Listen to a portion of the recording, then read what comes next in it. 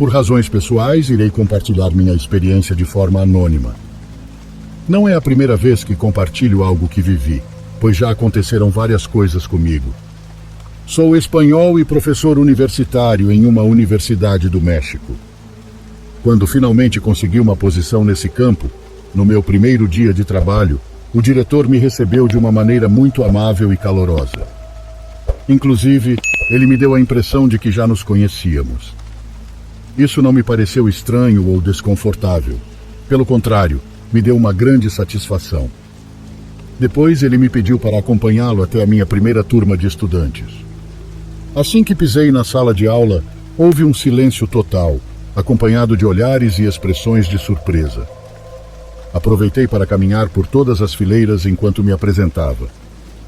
Incrivelmente, notei que os alunos pareciam estátuas. Não se moviam, não falavam nada.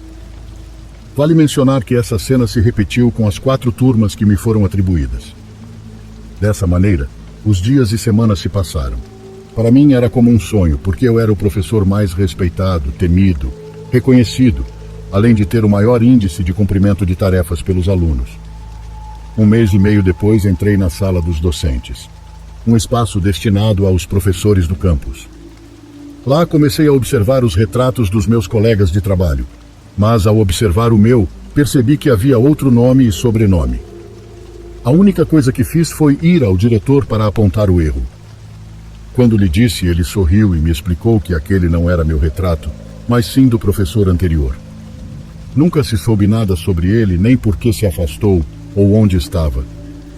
Ele era um excelente professor em todos os sentidos da palavra.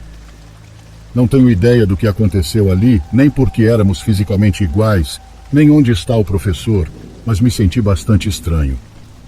Eu, que sabia a verdade, mantive o segredo para continuar como estava, com o respeito e admiração dos outros. Não há dúvida de que ter uma vida dupla pode ser muito positivo. O segundo relato é o seguinte. Um dia, como qualquer outro, estava passando pela região. Tudo estava tranquilo até o momento em que decidi entrar em um estabelecimento que vendia comidas típicas mexicanas. Estava com um pouco de fome, e ao entrar e cumprimentar as pessoas lá dentro, percebi que sua expressão mudou para uma de espanto. As 3 mulheres que preparavam as comidas ficaram extremamente surpresas, a ponto de pararem o que estavam fazendo para me olhar. O mais surpreendente para mim foi quando me sentei em uma das mesas e os clientes que antes estavam conversando e ouvindo música pararam de repente, ficando imóveis e com expressões de medo. Não restava dúvida de que minha presença estava causando terror, mas eu não tinha a menor ideia do motivo. Quando terminei de comer, pedi a conta, e uma das senhoras que me atendia respondeu gaguejando. "É por conta da casa, senhor. Bom apetite e tenha um bom dia." Isso foi muito, muito estranho para mim, mas não dei importância e apenas agradeci e continuei meu caminho. Depois fui a um shopping para me distrair um pouco, e assim que coloquei o pé dentro do lugar, as pessoas perceberam minha presença e se assustaram. Inclusive, o segurança saiu de perto, junto com outras pessoas que se dispersaram por diferentes pontos.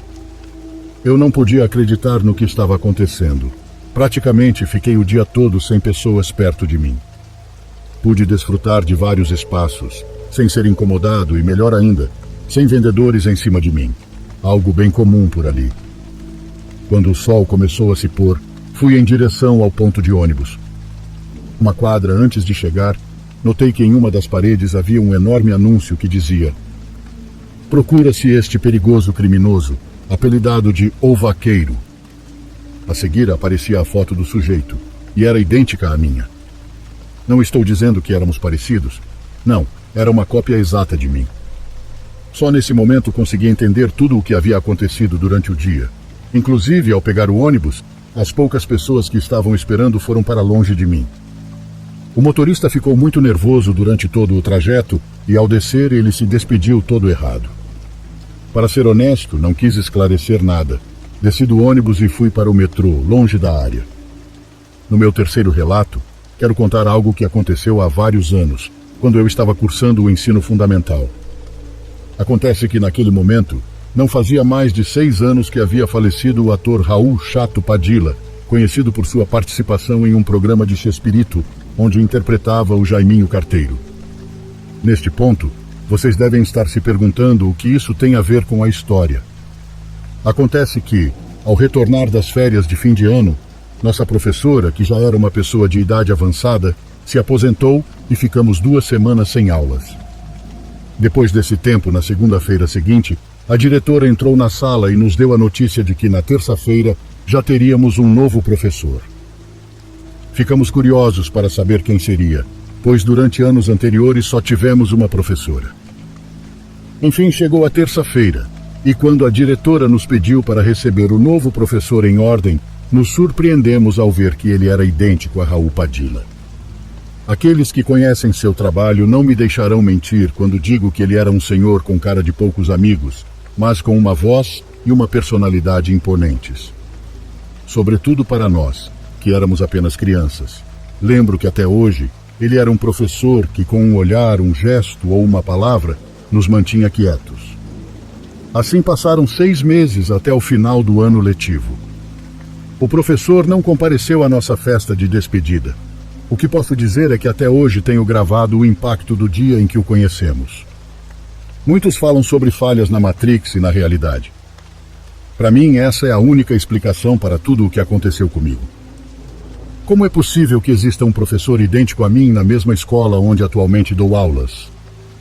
Como é possível que um criminoso procurado seja uma cópia fiel do meu rosto e do meu corpo, a ponto de as pessoas não terem dúvida de que esse homem e eu éramos a mesma pessoa? Também acho que não foi uma simples coincidência que meu professor tivesse uma semelhança tão incrível com o falecido ator. Dizem que todos temos um sósia por aí no mundo, mas eu me deparei com mais de um, nos mesmos lugares onde vou em um dia comum. Quão provável é tudo isso? Foram experiências estranhas, mas queria compartilhá-las, caso alguém tenha vivido algo semelhante. E, acima de tudo, para que saibam que essas supostas coincidências existem.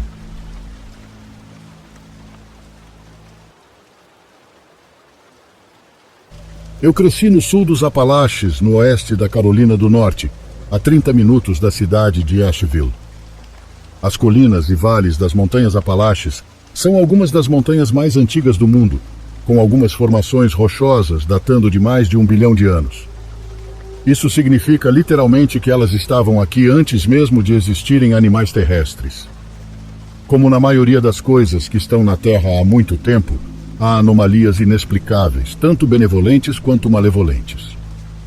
Por exemplo, as luzes da Montanha Brown, algo conhecido no mundo todo.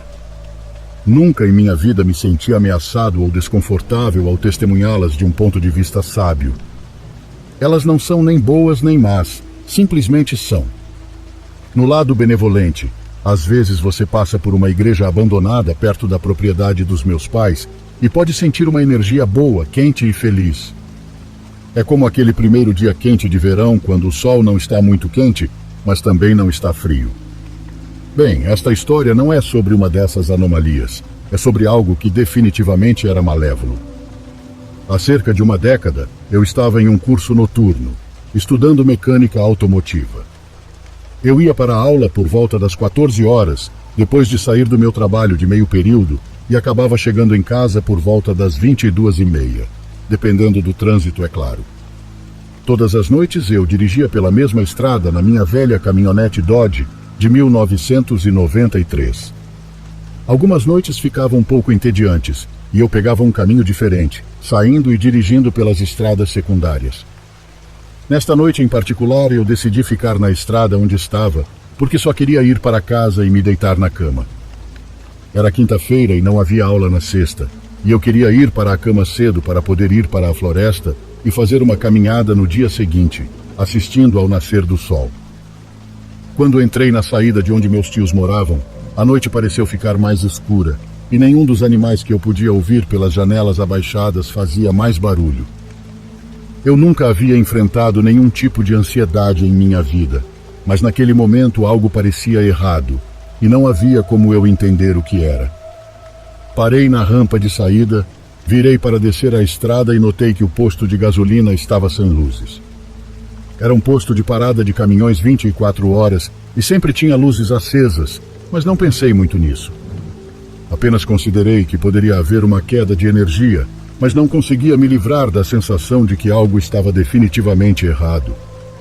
Eu trocava lentamente as marchas do meu velho de guerra, sem querer fazer mais barulho do que ele já fazia. Inclinei-me sobre o volante para olhar para a lua através do para-brisa e mal havia estrelas visíveis, o que era totalmente fora do comum. Se você já ouviu sobre os Apalaches, principalmente sobre as áreas pouco povoadas, sabe que pode-se ver a Via Láctea em noites claras. A ausência de estrelas só se deve à cobertura de nuvens ou a qualquer outra coisa que tenha acontecido naquela noite em particular. Enquanto contornava uma curva particularmente acentuada para a esquerda e avançava em um trecho reto antes da próxima curva para a direita, olhei para o antigo celeiro em ruínas que eu sempre observava ao percorrer aquele trecho da estrada. No breve segundo em que meu olhar se desviou, um cachorro muito grande e de aparência doentia correu na frente da minha caminhonete, a não mais de 3 metros de mim. Sofri para frear e ouvi o poste que eu havia deixado na traseira da caminhonete pular para fora enquanto eu deslizava até parar. Meu primeiro pensamento foi: não, agora tenho que ir dizer a esses vizinhos que passei por cima do cachorro deles. Isso não é bem aceito por aqui, pode realmente irritar as pessoas, dependendo do cachorro e do tipo de dono. Enquanto eu estava sentado no banco, respirando o cheiro de borracha queimada, algo mais começou a invadir meu nariz. O fedor de carne em decomposição. Não é um cheiro que você esquece uma vez que o sente. Naquele momento não dei muita atenção a isso. Apenas considerei que era algum animal morto na estrada por perto. Finalmente pensei comigo mesmo: deixe-me ir ver a quem pertence este cachorro. Apertei a embreagem, engatei a ré e, ao olhar pelo retrovisor, iluminado pelas lâmpadas de ré, estava o mesmo cachorro. Mas ele não estava mais de 4. Ele se levantou como um homem com mais de 3 metros de altura. Percebi que a frente da caminhonete tem mais de 1,5 metro de altura, e esse cachorro era maior estando apenas de 4. Quando ele virou a cabeça para olhar na minha direção, eu vi apenas um vislumbre desta criatura. Não era um cachorro, não era um homem. Era algo entre os dois e ao mesmo tempo completamente separado. Sua pele pendia frouxa em seu corpo esquelético e fino.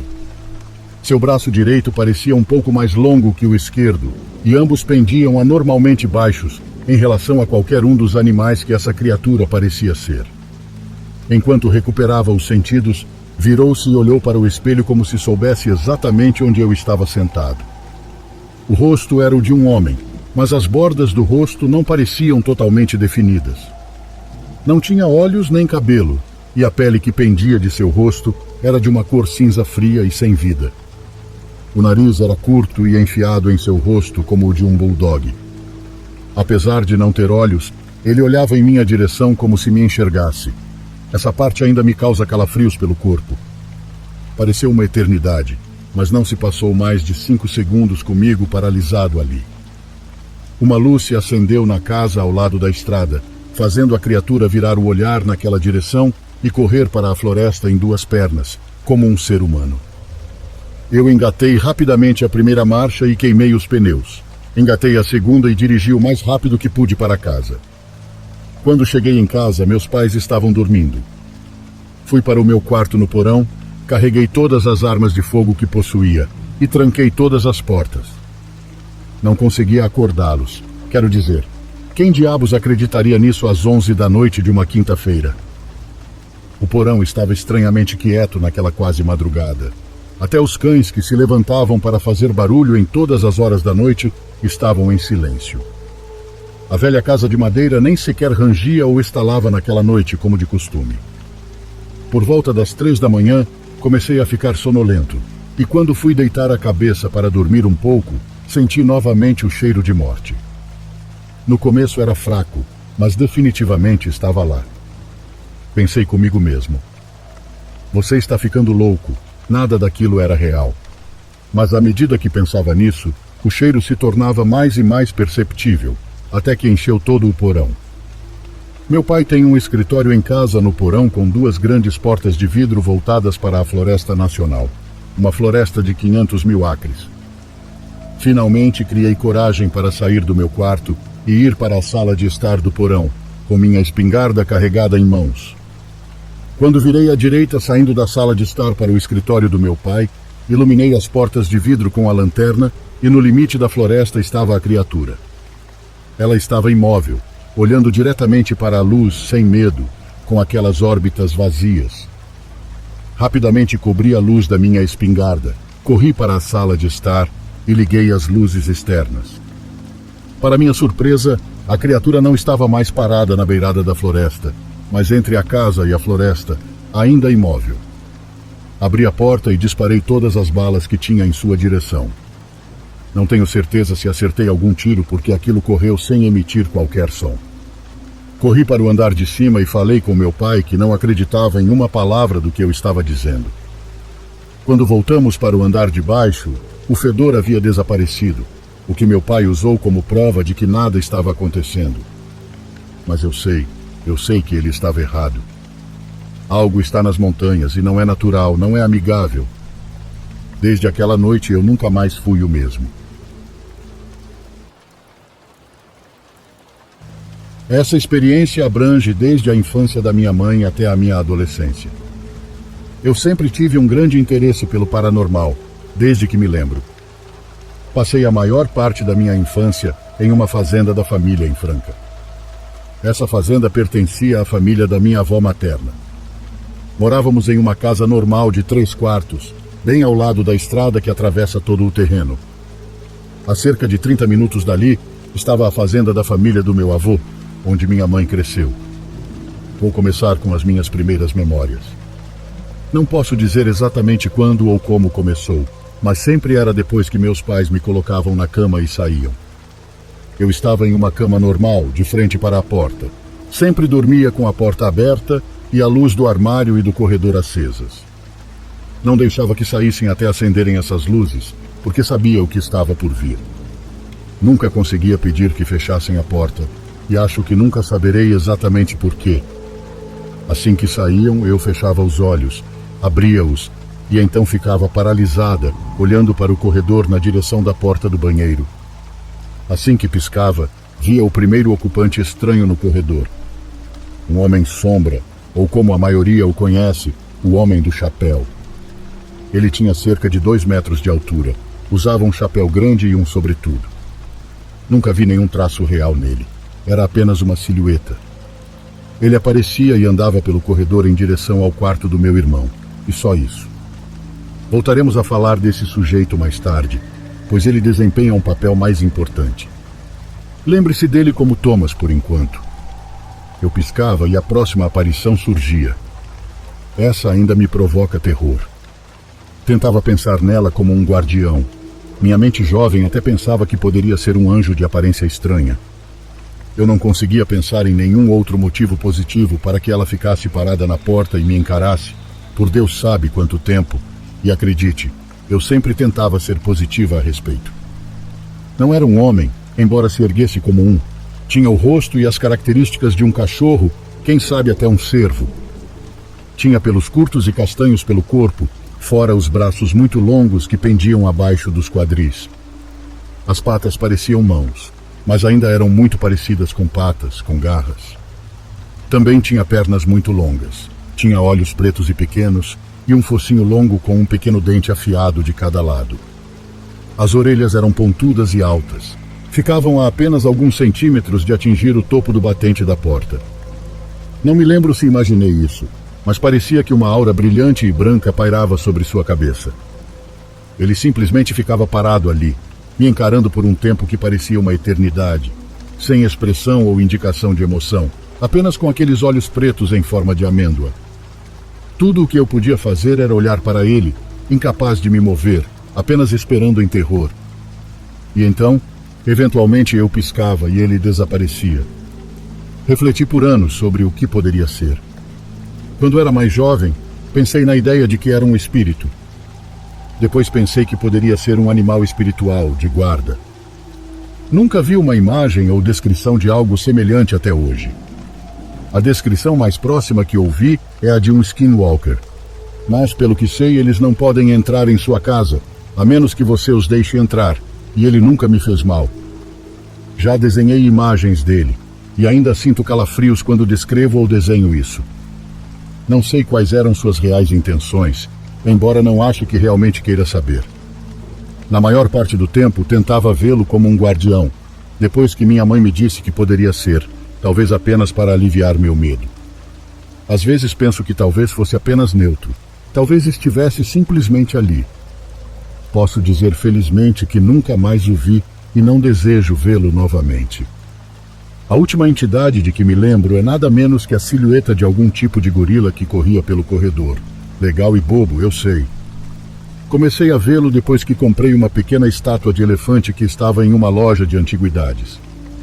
Ela só dizia, feito na Ásia, na parte inferior. Não havia como saber quão antiga era, mas acredito que ainda a tenho em algum lugar na minha casa. O gorila não me assustava tanto, pelo menos até que tive um sonho uma noite. Ou talvez um pesadelo, não tenho certeza. As silhuetas se multiplicaram, mas agora tinham olhos vermelhos brilhantes. Eles me perseguiam por toda a casa, e terminou com Thomas agora empunhando uma espada, cortando-os em pedaços e me protegendo. Fiquei apavorada até que ele apareceu, e foi só isso. É meio bobo olhando para trás, mas só confirmou minhas opiniões e as da minha mãe sobre Thomas. Essas são as únicas aparições de que me lembro. Tudo parou quando completei 6 anos. Eventualmente contei à minha mãe sobre isso, e ela me encorajou a contar à minha professora. Não tenho certeza do porquê, mas não muito tempo depois tudo parou. A hora de dormir, no entanto, depois de tudo aquilo, ainda era um pesadelo. Sempre tinha pesadelos, e ficava apavorada com qualquer movimento ou com qualquer pessoa saindo à noite. A luz do corredor sempre permanecia acesa, caso os visitantes voltassem. Queria ser capaz de vê-los e saber onde estavam. Minha mãe eventualmente me contou sua própria história, e é aqui que voltamos a falar de Thomas. Eu não fui a primeira a vê-lo. Ela me contou que o viu quando era criança, de maneira semelhante. Um dia, ele veio a ela em um sonho. Ele disse que seu nome era Thomas e que era um amigo. Então ele saiu pela janela. Ela não o viu novamente na adolescência e na vida adulta, não até que ela teve a mim. Quando eu era bebê, ela me segurava e eu ria e balbuciava para algo atrás dela. Então as luzes começavam a piscar. Minha avó paterna também testemunhou eu falando com coisas no canto da casa dela. Era uma propriedade completamente diferente, com suas próprias histórias. Meu namorado, que nunca viu algo parecido antes, testemunhou um homem-sombra parado no final da cama quando passamos a noite lá, neste último ano. Minha mãe e eu sempre nos perguntamos de onde ele poderia ter vindo. Pensamos que talvez fosse da mesa que ela tinha em sua antiga casa e que guardamos quando eu tinha cerca de 6 anos. Pensamos também que talvez ele viesse das coisas antigas que minha mãe gostava de colecionar ou da floresta que cercava nossa casa. Aquele mato sempre parecia um lugar seguro, mas eu sempre senti que algo mal estava me observando de lá. Nunca ficava muito tempo fora de casa à noite, e nunca abria as cortinas com medo de que o que estivesse lá fora estivesse me encarando de volta. Minha mãe e eu concordamos que Thomas parecia ser um protetor. Não vi muito de Thomas depois disso. De vez em quando via uma sombra pelo canto do olho, e ouvia meu nome ser chamado por pessoas que conhecia, apenas para me virar e não encontrar ninguém. Não tive outra experiência com ele até muito mais tarde. Cometi um erro e coloquei um espelho no meu armário. Se você não sabe, dizem que isso pode abrir um portal e deixar coisas entrarem. Meu irmão viu uma garota que se parecia comigo passar pelo quarto dele quando eu estava no andar de baixo, e meu padrasto também viu Thomas. Ele descreveu a mesma silhueta que eu lembrava, incluindo o chapéu mais curto, algo que geralmente não menciono quando conto a história, e a maneira como ele andava também. Não tive mais nenhum encontro com meus fantasmas de infância desde que minha mãe purificou a casa. Agora estou apenas esperando para ver se eles aparecerão novamente quando eu tiver minha própria filha. Vou passar minha história adiante, junto com a da minha mãe, mas talvez não haja nada. Talvez tudo esteja ligado àquelas antigas propriedades. Qualquer pessoa do interior entenderá minha história. Parece que nesses lugares se escondem coisas de outro mundo.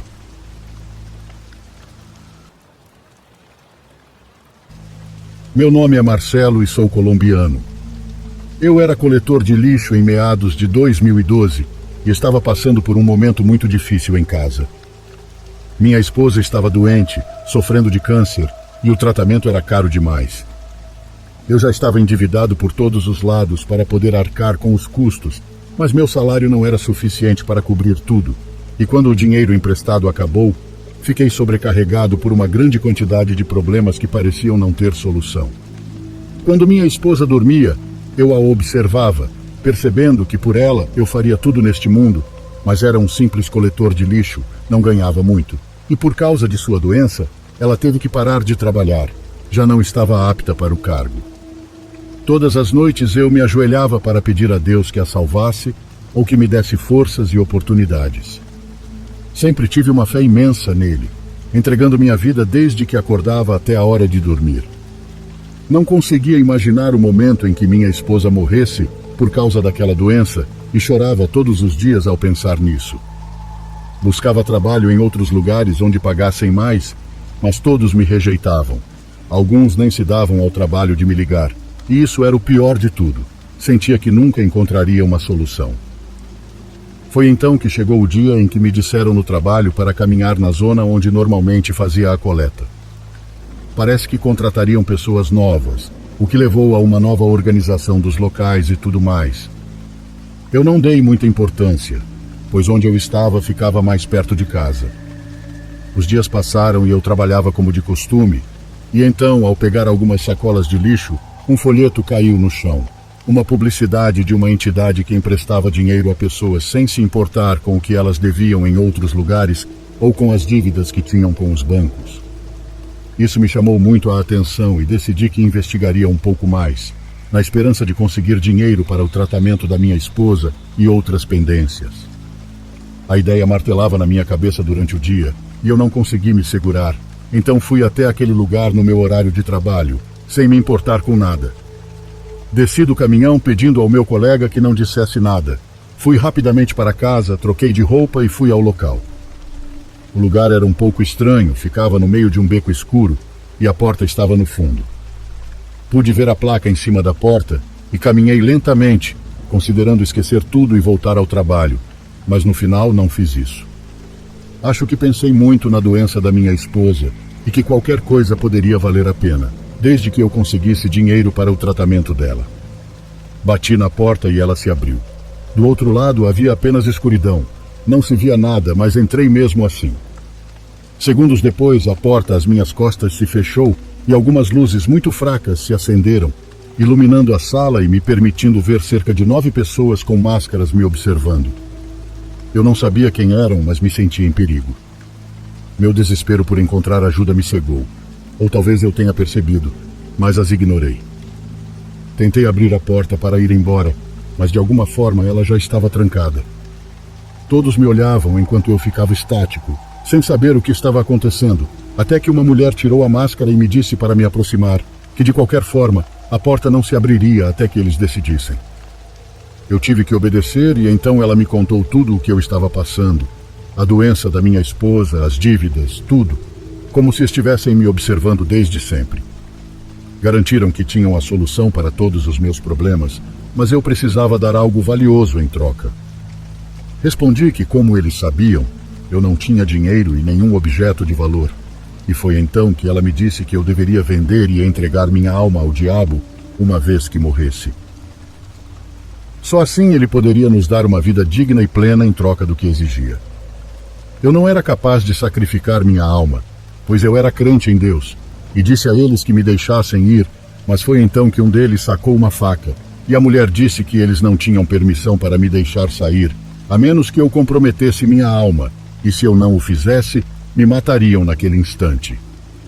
Começaram a me pressionar para tomar uma decisão enquanto gritavam comigo. Eles não estavam brincando e estavam decididos a não me deixar sair até que eu aceitasse. Sob a pressão de tudo o que diziam, acabei cedendo. Eles imediatamente fizeram um ritual em que começaram a rezar em forma de cântico, como se fossem monges rezando algo que eu desconhecia, e tomaram parte do meu sangue, misturando-o em um recipiente com outras coisas que eu não sabia o que eram, e lançaram-no ao fogo que tinham no centro. Não quero contar mais detalhes sobre isso, mas após aproximadamente 30 minutos me deixaram ir, garantindo que todos os meus problemas seriam resolvidos, e seria assim até o dia da minha morte. Mas minha alma cumpriria seu pacto. Saí correndo dali em direção à minha casa para processar tudo o que havia acabado de acontecer, mas me recusava a acreditar no que havia feito e me convencia de que eram apenas um grupo de doentes. Não lembro se foi 2 ou 3 dias depois, mas recebi uma ligação de um trabalho onde deixei meu currículo e pagavam muito melhor. Era uma montadora de automóveis. Outras empresas privadas aprovaram empréstimos para mim, sem se importar com minhas dívidas, e usei tudo isso para o tratamento da minha esposa. Era uma coisa incrível. Meu salário era muito alto devido às horas extras, e o tempo todo encontrava oportunidades de ganhar mais dinheiro. Eu me sentia muito feliz e esperançoso, mas isso não durou muito. Poucos meses depois, eu já não sentia nenhuma alegria ou satisfação. À noite comecei a ver sombras que se escondiam quando eu me concentrava nelas, e em cada cômodo em que eu estava, de dia ou de noite, sentia a presença de alguém me observando de algum lugar que eu não conseguia ver.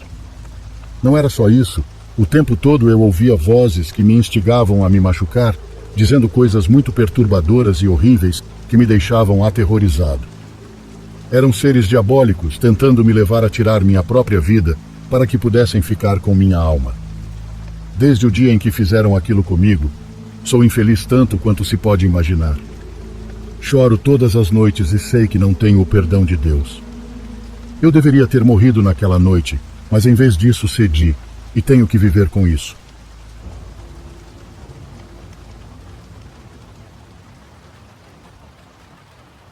Olá, amigos do canal!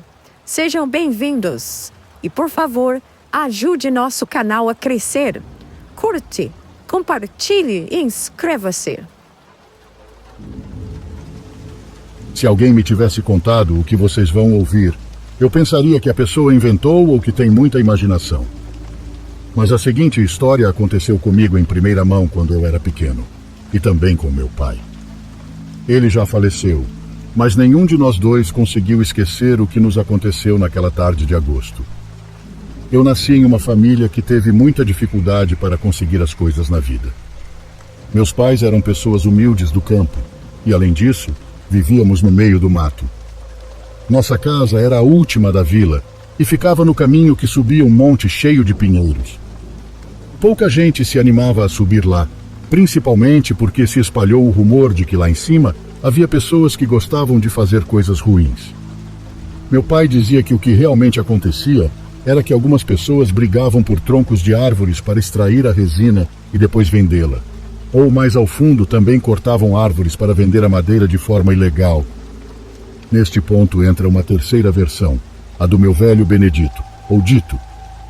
Meu avô dizia que, na verdade, as pessoas não entravam naquele lugar porque uma energia maligna as afastava. Quando eu perguntava de onde vinha essa energia, meu avô respondia que eram os indígenas, ou protetores da floresta, algo do tipo. Segundo meu avô, havia muitas pessoas que aprenderam a se transformar em algum tipo de animal. Outros até podiam se transformar em vários animais, desde pequenos até grandes.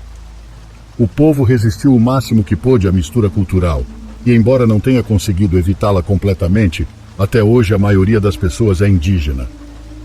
Esclareço isso porque é muito importante que as tradições mais antigas sejam passadas de geração em geração. Meu avô dizia que, quando ele era pequeno, muitos de seus amigos aprenderam a se transformar em cachorros, cabritos ou pássaros. A maneira como eles praticavam isso sem que os outros percebessem era nas profundezas do monte, onde os pinheiros cresciam altos e frondosos. Eu não me importava com isso, mas não ia lá porque sabia que algo lá não estava certo, e como diz o ditado, a curiosidade matou o gato. O caso é que, certo dia, meu pai chegou em casa com um cachorrinho da raça pastor alemão. Tinham dado a ele de presente e ele disse que não faria mal ter um cachorro que servisse de guarda. No começo, mantivemos o cachorro dentro de casa, mas como ele ficava mordendo tudo, meu pai o deixou no quintal. Os arredores da casa eram cercados, mas não muito bem. Às vezes a cerca se rompia e não percebíamos. Numa manhã de agosto, meu pai teve que sair para o campo, embora estivesse chovendo. Quando é época de chuva por aqui, a umidade é ainda mais intensa, e pelo menos naquela época, alguns dias choviam desde o amanhecer até a noite. Aquele foi um desses dias em que a chuva não parava. Faltava comida e meu pai tinha que sair para o campo de qualquer maneira. Assim que saiu, ele chamou o cachorro, mas o pequeno não apareceu. Ele gritou várias vezes, mas o cachorro não apareceu em lugar nenhum. Nesse ponto, meu pai e o cachorro, a quem chamamos de Real, já eram muito unidos porque sempre iam juntos para o campo. Meu pai me pediu para acompanhá-lo e eu disse que sim. Colocamos capas de chuva e saímos para procurar o cachorro. Imediatamente percebi que as pegadas seguiam em direção ao caminho do monte. Fiquei com medo de contar ao meu pai, mas também estava preocupado com o animal. Então, no final, disse a ele que Real provavelmente havia ido para a floresta. Eram mais ou menos 6 da manhã e havia pouca luz devido à chuva. Meu pai disse que deveríamos procurá-lo rapidamente e que certamente ele não tinha ido muito longe, já que os filhotes não aguentam andar muito. Então começamos a procurar por todo o caminho em direção ao monte, mas ainda não o vimos. O morro subia íngreme e só podíamos ver o solo à nossa frente até que chegamos ao topo. Lá havia um campo aberto e, em seguida, começava a parte mais densa da floresta. Pensei que encontraríamos o cachorro lá, mas o que encontramos me deixou travado no lugar. Meu pai disse que até minha pele ficou como a de um morto. Meu pai e eu vimos uma enorme cobra de cor preta que se arrastava em direção à parte densa da floresta. Posso jurar que não era uma cobra comum e corriqueira. De verdade era enorme, até me pareceu maior que meu pai. Esse animal se arrastava com a cabeça levantada até que parou. Moveu-se lentamente até virar a cabeça em nossa direção. Jamais vou esquecer seus enormes olhos amarelos e sua boca aberta. Pensei que ela viria em nossa direção e nos atacaria, mas não. A cobra ficou quieta, e até me pareceu que estava assustada. Em um movimento que durou apenas alguns segundos, ela se abaixou e se arrastou pelo caminho oposto ao de onde havíamos chegado. O som que fez ao se arrastar parecia vir de baixo, como se estivesse fazendo a terra tremer. Lá também vimos outra coisa. Um pássaro marrom voou entre os pinheiros e se perdeu nas nuvens. Esse pássaro também não era comum. Parecia uma espécie de águia, mas muito, muito grande. Meu pai sussurrou para que corrêssemos de volta para casa. Demos meia volta e corremos sem parar. Nem me importei com a terra lamacenta ou as pedras que cruzaram nosso caminho. A única coisa que eu queria era sair dali e salvar minha vida. Quando chegamos, o cachorrinho já estava em casa com minha mãe. Anos depois, minha mãe me disse que naquela ocasião já estava brava, porque demoramos muito e priorizamos a busca pelo cachorro em vez de trazer comida. Mas ao ver o quão assustados estávamos, sua preocupação aumentou tanto que a raiva passou. Minha mãe não duvidou do que vimos e preparou um café para acalmar nosso susto. Depois que meu avô Dito soube, ele nos repreendeu, dizendo que já havia nos avisado que naquela floresta havia essas pessoas que se transformam em animais e que certamente aqueles 2 animais monstruosos eram as mesmas pessoas que ele havia visto anos atrás. Eu não sei o que eram aquelas coisas, mas também não duvido que fossem o que meu avô dizia. Simplesmente é impossível que existam animais daquele tamanho. Até hoje, já adulto, às vezes sonho com os olhos amarelos daquela cobra. E acreditem, isso ainda me dá arrepios. Nunca mais subi o monte e reforçamos as cercas.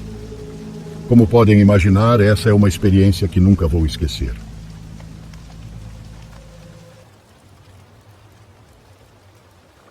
Eu nunca fui uma pessoa de seguir os conselhos e advertências dos outros, e isso acabou sendo o que originou o pior acontecimento paranormal em minha vida. É uma das primeiras coisas que penso desde o momento em que acordo. É impossível para mim ignorar isso. Eu trabalhava como faxineiro para uma empresa de limpeza. Um amigo me ajudou a conseguir o trabalho porque eu realmente precisava. Não ganhava muito, mas era o suficiente para comer. Além disso, minha esposa também trabalhava.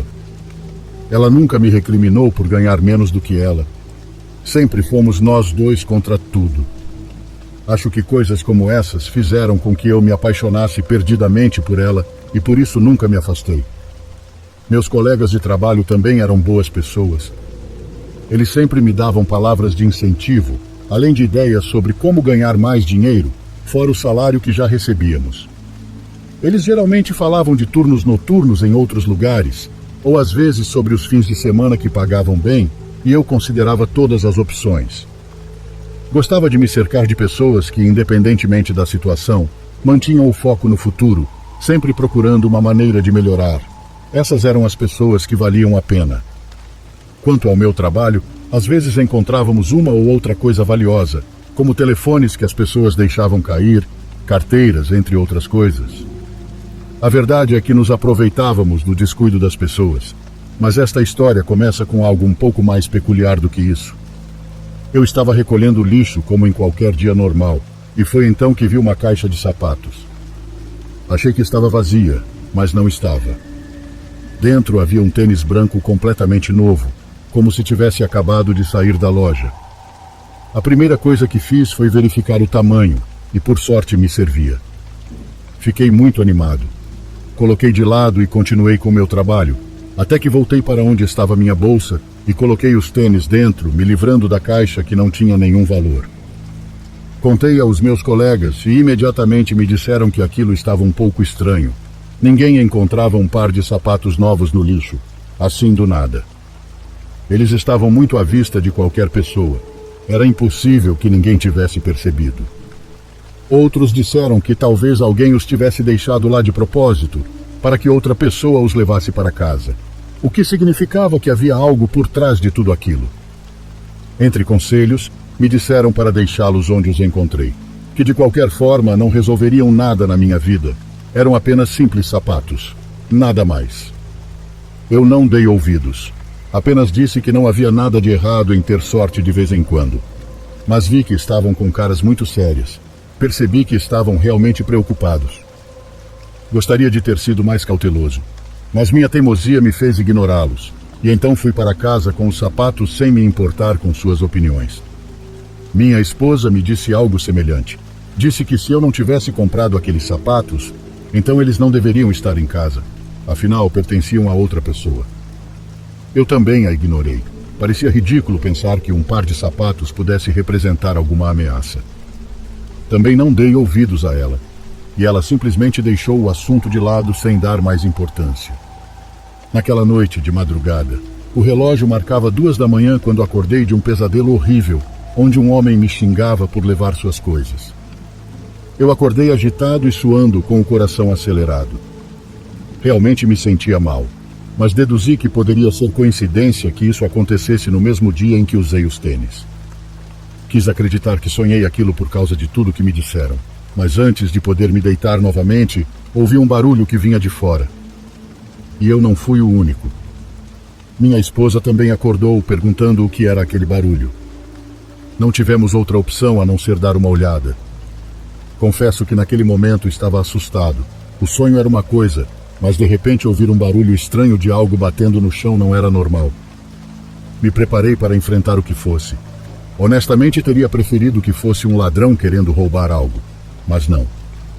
Saímos do nosso quarto e olhamos para as escadas que levavam à parte de baixo. E lá o vimos. Um homem sem pernas, tentando subir os degraus, se impulsionando com as mãos como podia. Assim que me viu, começou a gritar e a me xingar de tudo quanto é nome. Eu o reconheci. Era o mesmo do meu sonho. Esse detalhe eu escondi da minha esposa naqueles segundos. Achava impossível que uma coisa estivesse relacionada à outra e só iria assustá-la mais. Minha esposa perguntou quem ele era, quase ignorando o sangue que o homem deixava nas escadas, como se suas pernas tivessem sido cortadas recentemente. Era como se fosse uma visão de algo que havia acontecido. Quando aquilo começou a gritar, corremos para o quarto e trancamos a porta. Não foi fácil ficar lá dentro. Queríamos ligar para a polícia, pois tudo parecia real. Quando somente havia silêncio dentro da casa, abri a porta. Nada. Não havia ninguém e nem sequer um pingo de sangue. Nunca em minha vida havia acontecido algo parecido com aquilo. No mesmo instante, peguei aqueles tênis e joguei fogo neles. Eram eles que haviam trazido aquela coisa para meu lar. Minha esposa e eu ficamos com aquela cena em nossas mentes por dias. Foi algo fora da curva para nós. Não preciso dizer que depois desse acontecido, nunca mais trouxe nada da rua para dentro da minha casa, né?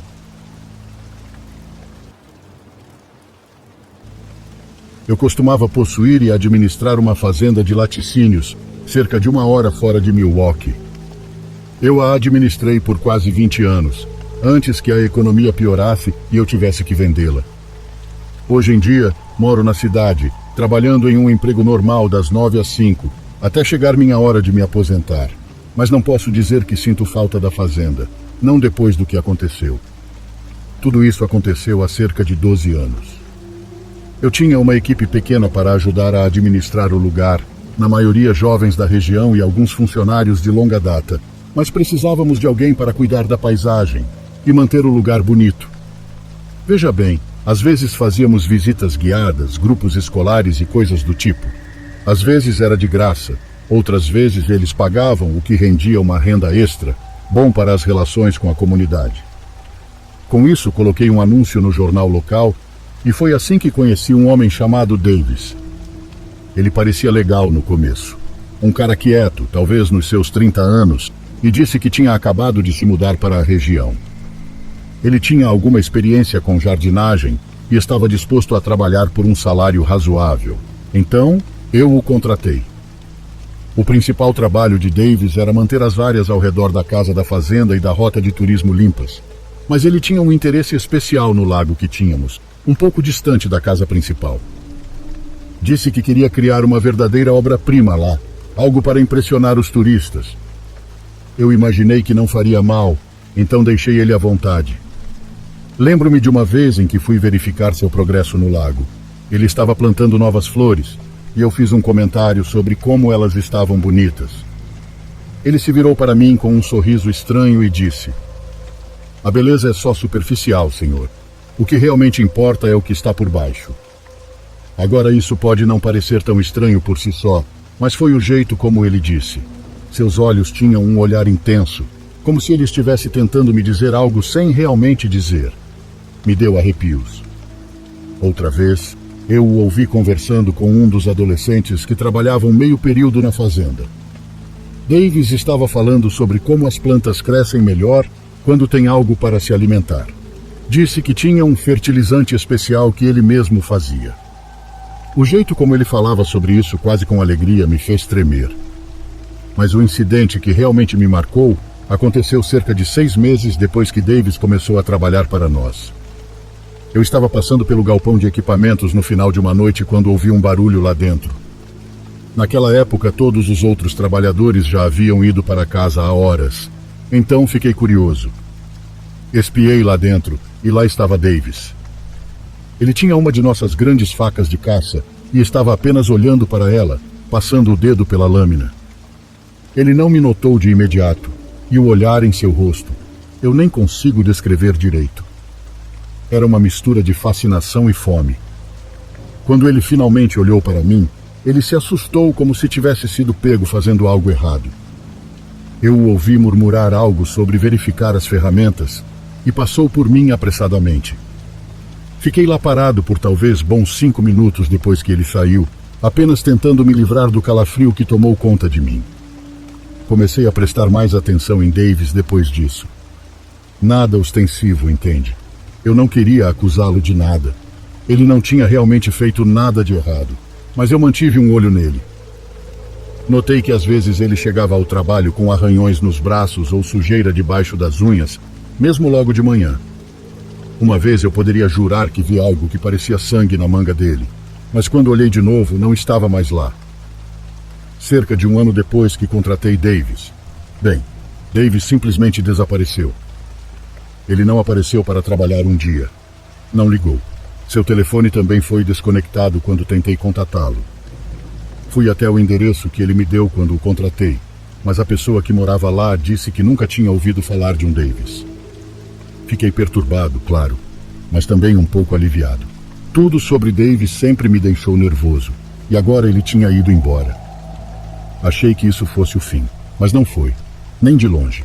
Caso contrário, por que eu estaria aqui contando essa história?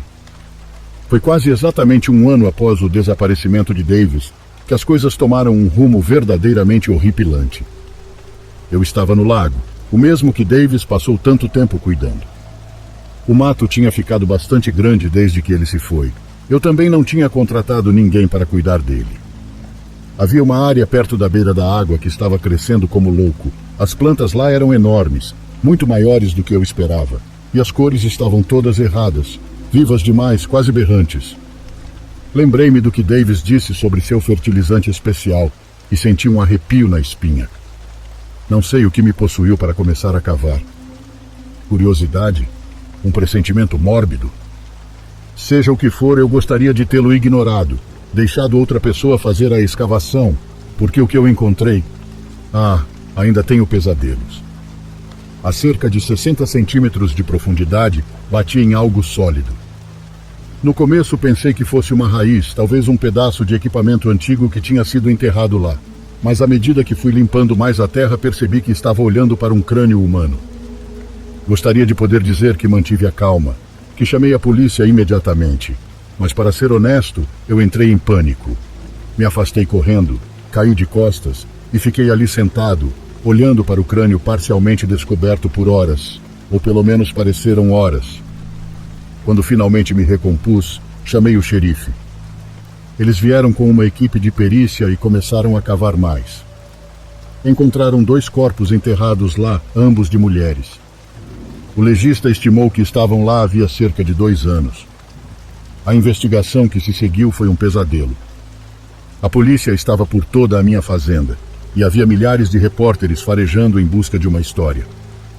Eles me questionaram, claro, mas acho que perceberam bem rápido que eu não estava envolvido. Contei a eles sobre Davis, dei todas as informações que tinha sobre ele, mas não era muito. Eles nunca o encontraram. Pelo que os detetives me disseram, eles acham que ele era responsável por pelo menos 5 assassinatos em 3 estados. Sempre o mesmo modus operandi. Mulheres na faixa dos 20 a 30 anos, enterradas em áreas rurais, muitas vezes perto da água. Eles acham que ele se mudava com frequência, pegando empregos em fazendas ou parques, onde podia trabalhar sozinho e ter acesso a áreas isoladas. A pior parte? Um dos detetives deixou escapar que encontraram vestígios de algum tipo de substância química no solo ao redor dos corpos. Ele não me deu detalhes, mas pelo jeito como ele olhou quando mencionou isso, tive a impressão de que era algo desagradável. Tudo o que consegui pensar foi em Davis falando sobre seu fertilizante especial e como as plantas cresciam bem com algo para se alimentar. Como eu disse, a economia piorou e essa situação não ajudou. Vendi a fazenda e me mudei para a cidade. Eu simplesmente não conseguia mais suportar estar lá, saber o que aconteceu, saber que eu empreguei um assassino, que tive conversas casuais com ele, enquanto ele estava... Deus, eu nem consigo imaginar o que passava pela cabeça dele.